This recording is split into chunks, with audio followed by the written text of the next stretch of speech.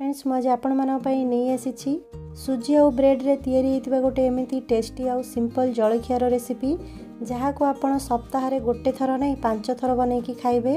बनैबा भी बहुत सहज होता है, मात्र 10 मिनट रे तैयारी हो जाए। तो चलतु बनैबा स्टार्ट करिबा। Hi everyone, welcome to Radha's kitchen. ये जलखिया को बनैबा पई गोटे बाउल रे गोटे कप सुजी पकेइबा आउ आधा कप दही पकेइबा। जेतिकी आमे दही नैचे सेतिकी ही पानी पकेइबा। माने मुझे आधा कप दही और आधा कप पानी पकेइली। एठी सरू सुजी व्यवहार करेंगे आपण, ताहले हमर नास्ता बहुत स्वादिया लगी थाए। दही एठी बेसी खट्टा नेबेनी, अल्प खट्टा थिबो, फ्रेश दही ही नेबे, ताहले हमर नास्ता बहुत स्वादिया लागिबो। एबे आकु ढाकुणी पकेइकी आधा घंटा जाए रेस्ट रखिबा। जदि आपन पाखरे समय कम थाए ताहले आकु 10 रु 15 मिनिट जाए रखि पारिबे। मु एठी 20 मिनिट रखिछि। 20 मिनिट हो सारा पर आर ढाकुणी बाहर करवा।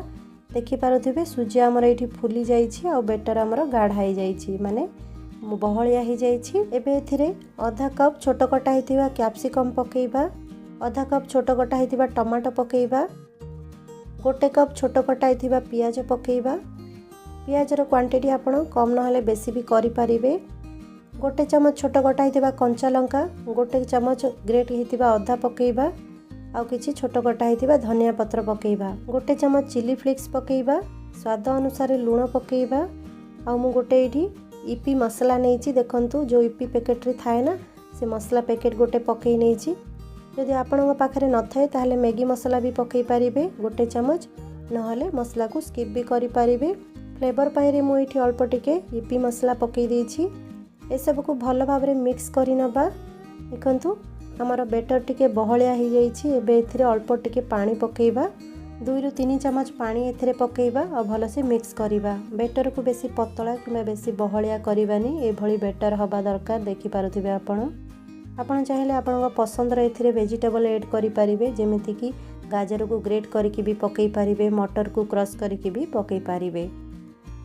एबे इठी मु 10 रु 12 पीस ब्रेड नैछि। एई ब्रेड रे आमे एई नास्ता को तैयारी करिबा। गोटे पैन किंबा तावा को गरम करिबा।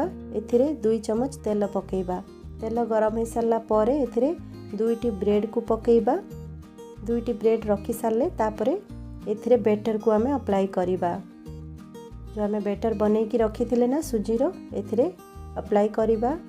आराम आराम रे आको एभली लगे दबा ब्रेड ऊपरे। गैस रो फ्लेम को आमे ए समय रे लो टू मीडियम रे रखिबा, नहले ब्रेड तळ पटू पोड़ी जाई थाए।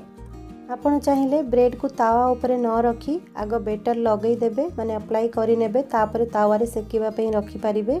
मु एठी डायरेक्ट तावा रे देखै नै छी, जेमिति सुविधा हबा आपण से भली करि पारिबे। एठी 2 चमच मु बेटर को अप्लाई करि नै छी। बेसी भरी की बेटर पकेइबे नि एथिरे, नले उल्टेबा पई प्रॉब्लम हे थाए।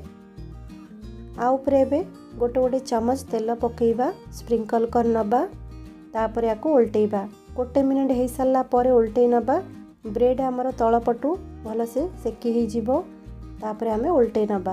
देखि पारुथिबे ब्रेड भी सेकी ही जाइछि। उल्टे सारा पर आउ गोटे मिनिट जाय आको आमे सेकीबा, माने 2 मिनिट लागि थाए एई नास्ता तैयारी हबा पई। एबे एथिरे अल्प अल्प तेल टिके स्प्रिंकल कर नबा।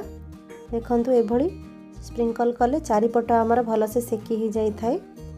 सेम प्रोसेस रे सबु नास्ता गुडी को आमे रेडी करिबा।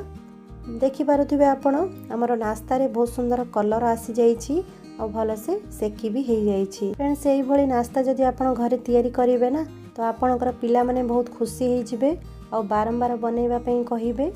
तो एई भली सुजी और ब्रेड रो नास्ता आपण घरे जरूर ट्राई करंतु। एबे हमर नास्ता तैयारी हो गला, ताको गोटे प्लेट रे बाहर कर नबा।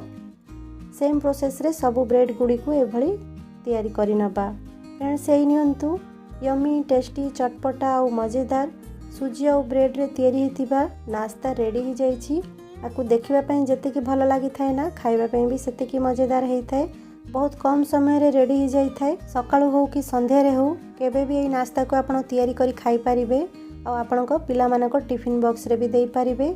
तो फ्रेंड्स एई भली नास्ता जरूर तैयारी करंतु। वीडियोटी भलो लागिले वीडियो को लाइक शेयर जरूर करिवे और एई भली नुआ नुआ रेसिपीज देखिबा को हेले हमर चैनल को सब्सक्राइब करि नेबे।